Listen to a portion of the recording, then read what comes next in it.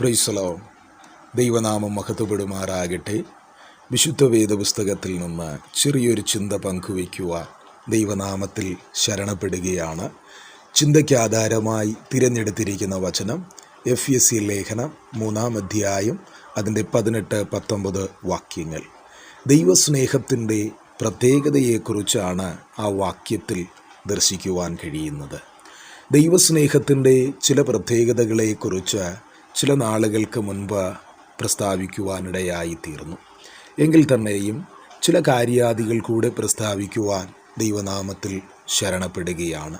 പ്രാർത്ഥനയോടെ ശ്രവിക്കുവാൻ ദൈവസ്നേഹത്തിൽ ഓർമ്മപ്പെടുത്തുന്നു. ദൈവസ്നേഹത്തിൻ്റെ പ്രത്യേകതകളിൽ ഒന്നാമതായി മനസ്സിലാക്കുവാൻ കഴിയുന്നത് അളവില്ലാത്ത സ്നേഹം. ദൈവസ്നേഹത്തിന് ഒരു വീതിയുണ്ട്, ദൈവസ്നേഹത്തിന് ഒരു നീളമുണ്ട്, ദൈവസ്നേഹത്തിന് ഒരു ഉയരമുണ്ട്, ദൈവസ്നേഹത്തിന് ഒരാഴമുണ്ട്. ദൈവസ്നേഹത്തിന് നീളവും വീതിയും ഉയരവും ആഴവുമുണ്ട് എങ്കിൽ തന്നെയും ദൈവസ്നേഹത്തിൻ്റെ വലിപ്പത്തെക്കുറിച്ച് ഗ്രഹിക്കുവാൻ ഇന്നുവരെ ആർക്കും കഴിഞ്ഞിട്ടില്ല. പാട്ടുകാരൻ ഇപ്രകാരം പാടി: അളവുകളില്ലാത്ത സ്നേഹം, ദൈവസ്നേഹം, നിത്യസ്നേഹം. ദൈവസ്നേഹമെന്ന് പറയുന്നത് അളവുകൾക്ക് അതീതമാണ്. ഇന്നുവരെ ആർക്കും അളന്ന് തിട്ടപ്പെടുത്തുവാൻ കഴിഞ്ഞിട്ടില്ല. മനുഷ്യന് എന്തു കൊടുത്താലും അളന്നു കൊടുക്കും. മനുഷ്യന് സ്നേഹം കൊടുത്താൽ അളന്നു കൊടുക്കും. മനുഷ്യന് ബഹുമാനം കൊടുത്താൽ അളന്നു കൊടുക്കും. മനുഷ്യന് നന്മ ചെയ്താൽ അളന്നു ചെയ്യും.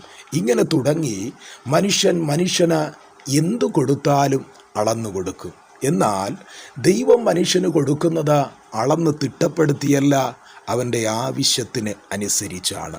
ഒരു ഉദാഹരണത്തിലൂടെ ഒന്നുകൂടെ വ്യക്തമാക്കുവാൻ ദൈവനാമത്തിൽ ശരണപ്പെടുകയാണ്. നാം ദൈവത്തിൻ്റെ സ്വന്തം ജനമെന്നറിയപ്പെട്ടിരുന്ന ഇസ്രായേൽ ജനത്തെക്കുറിച്ച് പഠിക്കുമ്പോൾ ഇസ്രായേൽ ജനത്തിന് മരുഭൂമിയിൽ ദൈവം മന്ന വർഷിപ്പിച്ചു കൊടുത്തു. എപ്രകാരമാ ദൈവം ദൈവജനത്തിനു വേണ്ടി മന്ന വർഷിപ്പിച്ചു കൊടുത്തത് എന്നറിയണ്ടേ? അളന്ന് തിട്ടപ്പെടുത്തിയായിരുന്നില്ല, മറിച്ച് എത്രമാത്രം അവർക്ക് കഴിക്കുവാൻ കഴിയുമോ അത്രമാത്രമുള്ള മന്നയെ ദൈവം അവർക്ക് വർഷിപ്പിച്ചു കൊടുക്കുവാൻ ഇടയായിത്തീർന്നു. ശ്രദ്ധിക്കണമേ, മനുഷ്യന് അളന്നു കൊടുക്കുമ്പോൾ ദൈവം മനുഷ്യന് അളന്നല്ല, ആവശ്യത്തിനനുസരിച്ച് കൊടുക്കുന്നു. കാരണം ആവശ്യങ്ങളെക്കാൾ വലിയവനായിരിക്കുന്ന ദൈവത്തെയാണ് ഞാനും നിങ്ങളും സേവിക്കുന്നത്.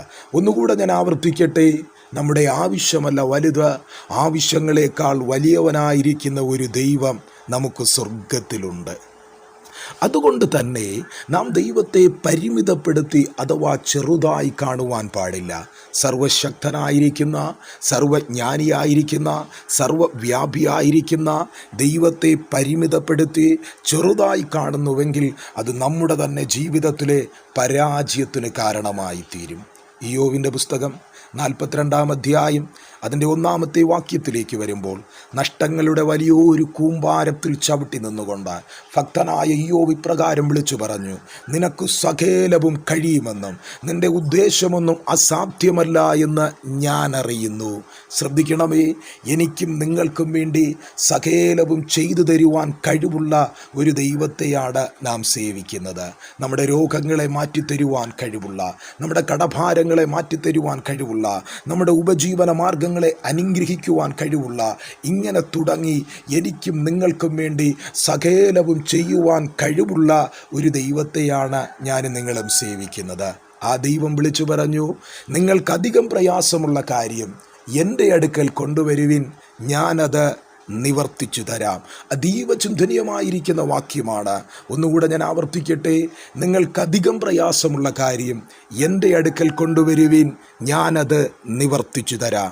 നമ്മെക്കൊണ്ട് നിവർത്തിക്കുവാൻ കഴിയാത്ത, നമ്മെക്കൊണ്ട് പരിഹരിക്കുവാൻ കഴിയാത്ത, നമ്മെക്കൊണ്ട് ചെയ്തു തീർക്കുവാൻ കഴിയാത്ത, നമ്മെക്കൊണ്ട് സംസാരിച്ചു തീർക്കുവാൻ കഴിയാത്ത വിഷയങ്ങളെ സർവശക്തനായിരിക്കുന്ന ദൈവത്തിൻ്റെ ബലമുള്ള കരത്തിൽ കൊടുക്കുവാൻ തയ്യാറായാൽ നിശ്ചയമായും കർത്താവിൻ്റെ സർവശക്തിയുടെ കരം വെളിപ്പെടുക തന്നെ ചെയ്യും. ദൈവസ്നേഹത്തിൻ്റെ പ്രത്യേകതകളിൽ ഒന്നായി രണ്ടാമതായി മനസ്സിലാക്കുവാൻ കഴിയുന്നത് ജീവൻ നൽകിയുള്ള സ്നേഹം. റോമാലേഖനം 5-ാം അധ്യായം അതിൻ്റെ 8-ാമത്തെ വാക്യം. അനവധി നിരവധി മഹാരഥന്മാർ ജനിച്ചു മരിച്ചു മൺമറഞ്ഞു പോയ ലോകത്തിലാണ് ഞാൻ നിങ്ങളുമായിരിക്കുന്നത്. ആരും ആരെയും ജീവൻ നൽകി സ്നേഹിച്ചിട്ടില്ല. എന്നാൽ ജീവൻ നൽകി സ്നേഹിച്ച ഒരുവനേയുള്ളൂ, അത് നാം സേവിക്കുന്ന യേശു ക്രിസ്തുവാണ്. ആ യേശു ക്രിസ്തു വിളിച്ചു പറയുകയാണ്, ഞാൻ നിങ്ങളെ സ്നേഹിച്ചതുപോലെ നിങ്ങളും തമ്മിൽ തമ്മിൽ സ്നേഹിപ്പിൻ, ഇതാകുന്നു എൻ്റെ കൽപ്പന. ശ്രദ്ധിക്കണമേ, യേശു ക്രിസ്തു നമ്മെ സ്നേഹിച്ചതുപോലെ നമുക്ക് നമ്മുടെ അയൽവാസികളെ സ്നേഹിക്കുവാൻ കഴിയണം. യേശു ക്രിസ്തു നമ്മെ സ്നേഹിച്ചതുപോലെ നമുക്ക് നമ്മുടെ സുഹൃത്തുക്കളെ സ്നേഹിക്കുവാൻ കഴിയണം. യേശു ക്രിസ്തു നമ്മെ സ്നേഹിച്ചതുപോലെ നമുക്ക് നമ്മുടെ സഹപ്രവർത്തകരെ സ്നേഹിക്കുവാൻ കഴിയണം. യേശു ക്രിസ്തു നമ്മെ സ്നേഹിച്ചതുപോലെ ഭർത്താവിന് ഭാര്യയെ സ്നേഹിക്കുവാൻ കഴിയണം. ഭാര്യയ്ക്ക് ഭർത്താവിനെ സ്നേഹിക്കുവാൻ കഴിയണം. മാതാപിതാക്കൾക്ക് തലമുറകളെ സ്നേഹിക്കുവാൻ കഴിയണം. തലമുറകൾക്ക് മാതാപിതാക്കളെ സ്നേഹിക്കുവാൻ കഴിയണം. ഇങ്ങനെ തുടങ്ങി തമ്മിൽ തമ്മിൽ സ്നേഹിക്കുവാൻ കഴിയണം. എന്താണ് സ്നേഹം എന്നറിയണ്ടേ? മാർക്കോസ് സുവിശേഷം 12-ാം അധ്യായം അതിൻ്റെ 28-29 വാക്യങ്ങളിൽ നിന്ന് നമുക്ക് മനസ്സിലാക്കുവാൻ കഴിയുന്നത് ഇങ്ങനെയാണ്. യേശു ക്രിസ്തുവിൻ്റെ മുഖ്യ കൽപ്പനകളിൽപ്പെടുന്ന ഒന്നാണ് സ്നേഹം എന്ന് പറയുന്നത്. ഒരവസരത്തിൽ പരീശന്മാരിൽ ഒരുവൻ യേശു ക്രിസ്തുവിൻ്റെ അടുക്കൽ വന്ന് യേശു ക്രിസ്തുവിനോട് ഇപ്രകാരം ഒരു ചോദ്യം ഉന്നയിക്കുവാനിടയായിത്തീർന്നു. എല്ലാറ്റിനും മുഖ്യ കൽപ്പന ഏതാണ്? അതിന് യേശു ക്രിസ്തു ഇപ്രകാരം പ്രതികരിക്കുകയുണ്ടായി. ഒന്ന്, നിന്റെ ദൈവമായ കർത്താവിനെ നീ പൂർണ്ണ ഹൃദയത്തോടും പൂർണ്ണ മനസ്സോടും പൂർണ്ണ ആത്മാവോടും പൂർണ്ണ ശക്തിയോടും കൂടെ സ്നേഹിക്കണം. 2, നിന്റെ കൂട്ടുകാരനെ നിന്നെപ്പോലെ തന്നെ സ്നേഹിക്കണം. ഇതാകുന്നു ഏറ്റവും വലിയ കൽപ്പന. 1, ദൈവത്തെ സ്നേഹിക്കണം. 2, ദൈവ സൃഷ്ടിയായിരിക്കുന്ന മനുഷ്യനെ സ്നേഹിക്കണം. ഞാൻ എൻ്റെ വാക്കുകൾക്ക് വിരാമം കുറിക്കുവാൻ ദൈവനാമത്തിൽ ശരണപ്പെടുകയാണ്. യേശു ക്രിസ്തു നമ്മെ സ്നേഹിച്ചതുപോലെ തമ്മിൽ തമ്മിൽ സ്നേഹിക്കുവാൻ ദൈവം നമ്മേവരെയും സഹായിക്കട്ടെ എന്ന് ആത്മാർത്ഥമായി ആശംസിക്കുകയും പ്രാർത്ഥിക്കുകയും ചെയ്തുകൊണ്ട് എൻ്റെ വാക്കുകൾക്ക് വിരാമം കുറിക്കുന്നു.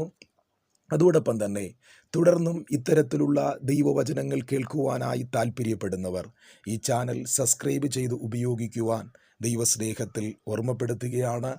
അതുപോലെ തന്നെ ഈ തിരുവചനങ്ങൾ മറ്റുള്ളവർക്കും ഒരു അനുഗ്രഹമായി തീരുന്നതിന് വേണ്ടി മറ്റുള്ളവർക്ക് ഷെയർ ചെയ്തു കൊടുക്കുവാൻ ഓർമ്മപ്പെടുത്തുന്നു. ദൈവം നമ്മേവരെയും ഐശ്വര്യമായി അനുഗ്രഹിക്കട്ടെ. ആമേൻ.